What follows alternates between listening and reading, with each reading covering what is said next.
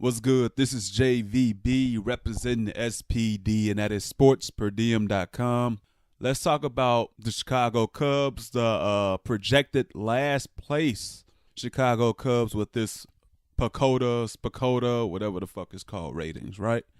So these ratings have the Chicago Cubs finishing under 500 and finishing last in their division. Now, do I believe that the Cubs did anything to help their case this past offseason? No. But to tell me that the Cubs will finish last in a division that has the Pittsburgh Pirates and the Cincinnati Reds in it is such a crock of bullshit. I know the Reds made some improvements this past offseason, but come on, let's be real. Do you really think they're going to be any good? Like, really? And don't get me on the Pittsburgh Pirates, because that's even worse. The Pittsburgh Pirates aren't going anywhere, and I am sure that they will be the last place team in this division at the end of the season. Now, with the Milwaukee Brewers and the St. Louis Cardinals, yeah, I can honestly see the Cubs fighting both teams and possibly being behind both of those teams. But I don't think Milwaukee or St. Louis will just run away with the division. St. Louis added Paul Goldschmidt. You could say one of the top 15 position players in the game. And maybe that's being a little bit too unfair, because for a long time he's been a top 5, top 7, top 10 position player in this game. So they add Paul Goldschmidt. That's a great move. And I am damn sure that the St. Louis Cardinals, because it's just something about how the Cardinals franchise is. And this is coming from a Cubs fan, but I respect the hell out of that organization because they know how to do business. One way or the other, somebody will emerge, or they'll make a low-key free agent deal, or they'll make a low-key trade, and everything will just click, and they'll be a competitive team that season. They may not be a playoff team, but they'll be competitive year in and year out. That's the St. Louis Cardinals. Now, for the Brewers got hella momentum, no doubt about it.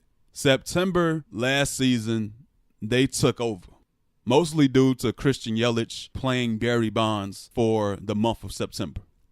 They took off, they caught up to the big brother, so to speak, Chicago Cubs, and they beat the Cubs in a one-game playoff to win the division. Make no mistake about it, the Chicago Cubs and the Milwaukee Brewers are a rivalry. And in many ways, it's a bigger rivalry at this point. Not ever, but at this moment, this season, it's a bigger rivalry than the Cubs and the St. Louis Cardinals. But that's going to be great as well. And I'm sure the Milwaukee Brewers and the St. Louis Cardinals will have a knock 'em out, drag 'em out series throughout the year as well. I really like this division, but there's no way in hell that the Chicago Cubs are the worst team in this division. Let's run it back real quick. Since 2015, when Joe Madden was hired as the Cubs manager, the Cubs have won more games than any other team in baseball.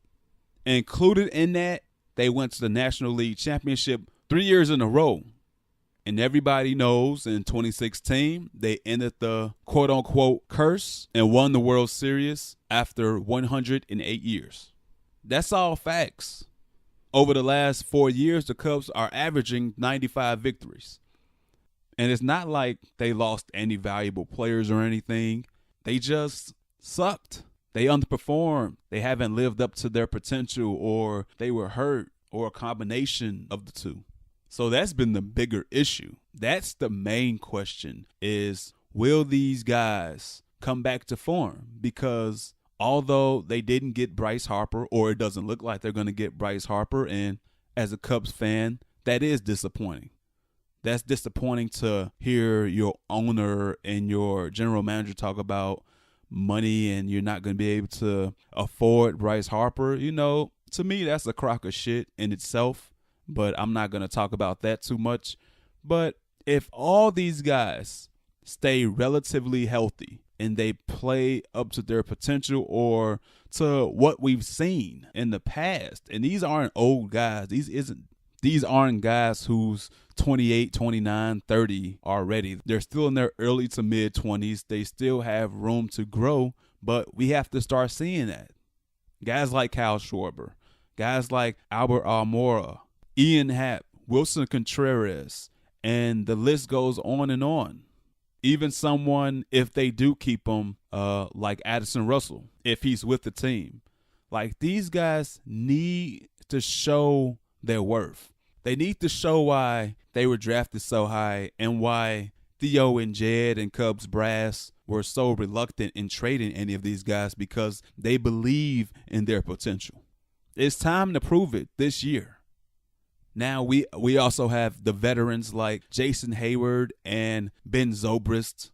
We know who those guys are.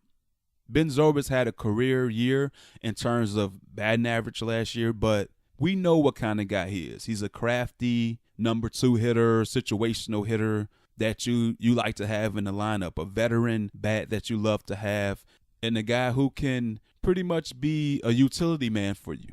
Firmly fits as a positional player on this team. And then with Jason Hayward, it's unfortunate because he's getting paid so much money, and they still owe Jason Hayward for a few more years. But sad to say, I don't think there's much of a ceiling left for Jason Hayward. I think he is who we've seen him to be. He's a great glove in the outfield that really doesn't provide you much with the bat. And he's shown progress over the last couple of years, but it's still nothing to be doing, dancing about and shit. He'll be in the lineup because of his gold glove.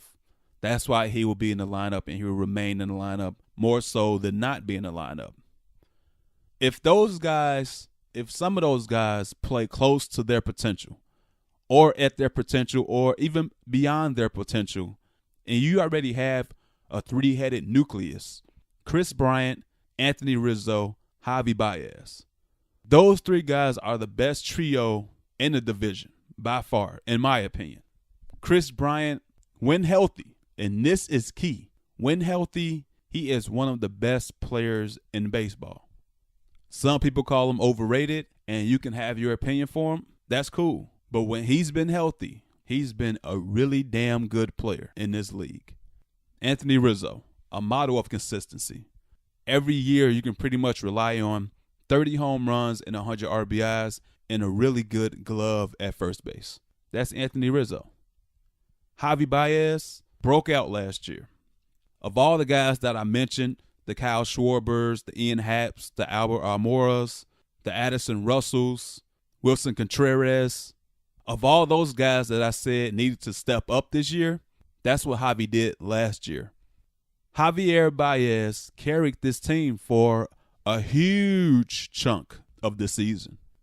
He was spectacular throughout the season, in the batter's box with the bat, on the field with the glove. He is just so fucking awesome. And in a sport like baseball, which is to a lot of people boring as shit, he is must-see TV. When he's in the batter's box, when he's playing defense, hell, even when he's on the base paths, he is must-watch television. And if he continues to play like he did last year, he will quickly become one of the most popular players in baseball, period.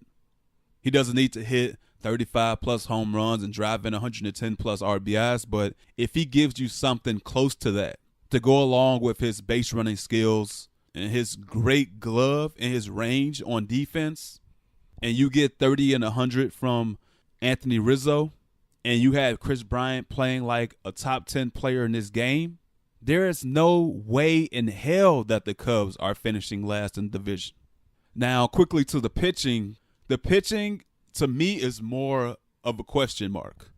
You have the bullpen issues, and you're still going to have bullpen issues at the start of the year because Brandon Morrow, somebody who they signed last year as well, he's not going to be there at the start of the season. So we don't know how long it's going to take for him to recover from surgery, but your closer isn't going to be there at the onset of the season. But of relief pitching and starting pitching, the relief pitching is more questionable, in my opinion, than the starting pitching is. Because with the relief pitching, you have a lot of older guys. You got guys, a lot of guys over 30. A lot of guys entering, their mid-30s. You have a few guys still in their 20s, like Carl Edwards Jr., Dylan Maples, guys like that. But you do have a lot of older arms who you will be relying on this upcoming season. Will they break down? That's a very scary thing to fathom, because you don't know how these guys' arms are going to hold up. And we've seen Joe Madden abuse these arms. It's like he didn't give these guys a break. And we saw at the end of the season, it caught up to him. Because early on in the season, if you recall, the bullpen was pretty good. You had a lot of older guys, but it was early in the season. A lot of guys were still fresh. They were picking them up and putting them down. But as the season wore on and you see Joe Madden come out there after a relief guy gets one out, he's going back out there to take him out and put another reliever.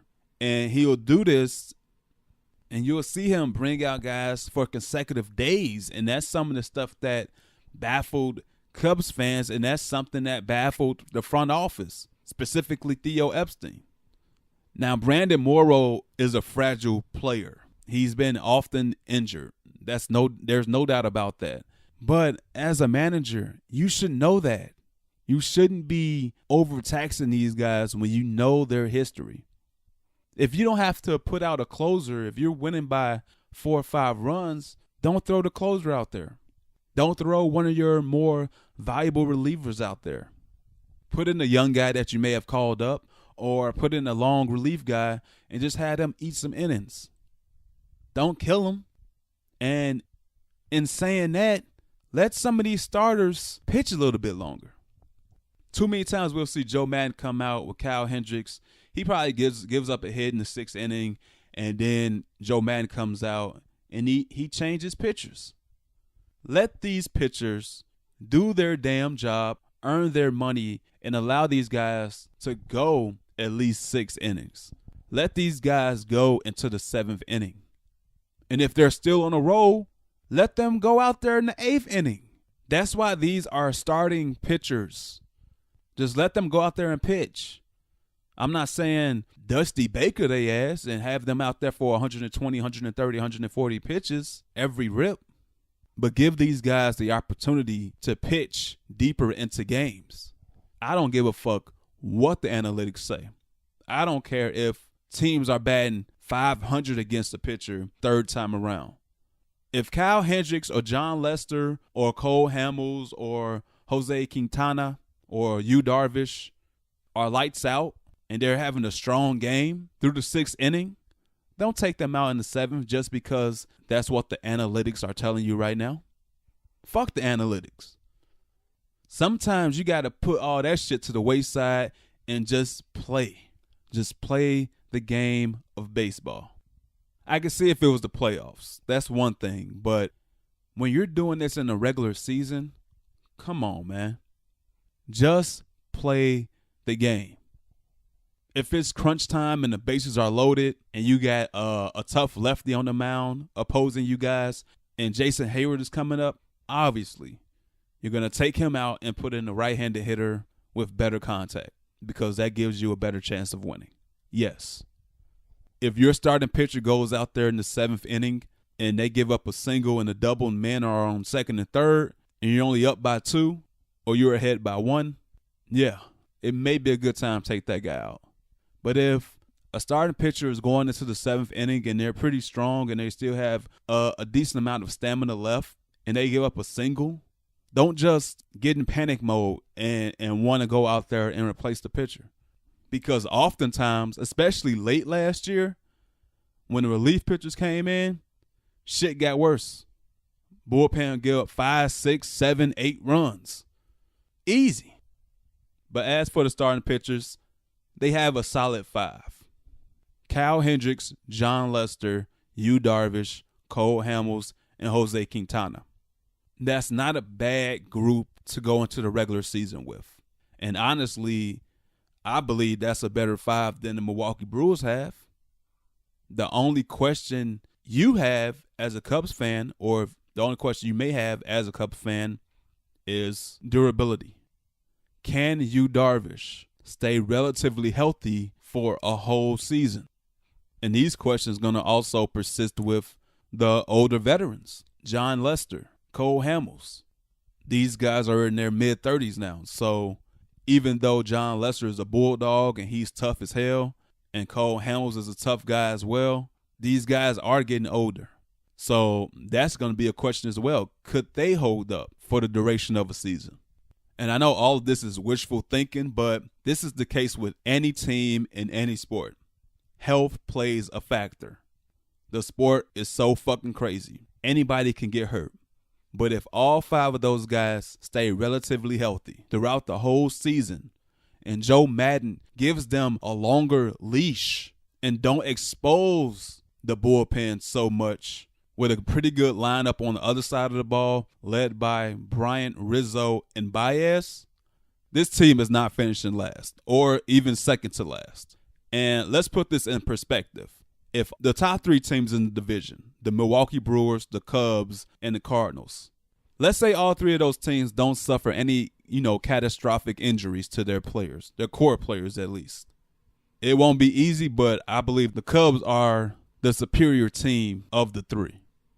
Like, let's keep it 100. If all 3 of those teams stay relatively healthy throughout a 162-game season and guys play up to their potential on all those teams, I don't see how the Cubs don't win a division and at the least don't make the playoffs for a 5th consecutive season. I don't. They have too much talent not to compete for another division title. It's not going to be easy, but it's going to be hella fireworks between the Cubs, the Brewers, and the Cardinals throughout the duration of this season. It's going to be fun to watch. When the Cubs, Brewers, and the Cardinals play each other, it's going to be must-see television. But that's my take on it. If I'm giving a prediction right now, the Cubs won't finish last. They won't finish under 500. I see them winning 94, 95 games again. Maybe the Brewers win 93 games or 94, and the Cardinals win 91 or 92 or something like that. But it's going to be a fun division to watch. It's not going to be easy for the Cubs because the Cardinals and Brewers are pretty damn good. But I'm going to go out on a limb and say the Cubs don't finish last in the division. And in my prediction, not only will they not finish last, but they will actually win a division again. But that's my opinion. Cubs fans, do you agree? Cardinals fans, do you agree? Brewers fans, Pirates fans, Reds fans, baseball fans, speak up. Let me know down in the comments below.